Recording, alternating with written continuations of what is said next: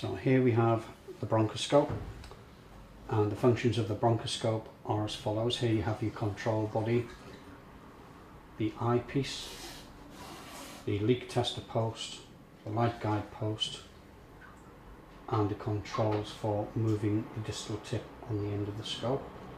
And here we have the biopsy port for putting through your cleaning brushes and your biopsy forceps.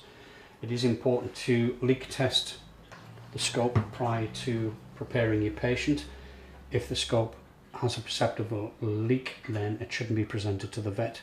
In order to check that we have no leaks, here we have the leak tester. The leak tester will fit onto the post, and we inflate that to the top of the grey area, which is around about 160 milligrams of mercury. That has to sit for a few seconds to make sure that the pointer doesn't drop.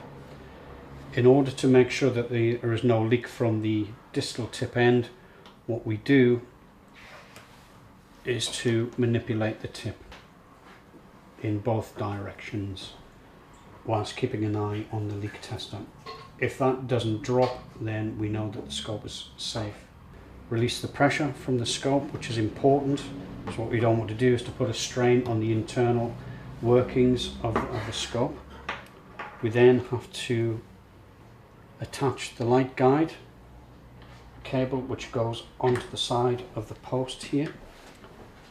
Then that goes into your light box. Turn your power on, and there you have the light coming through the end of the scope.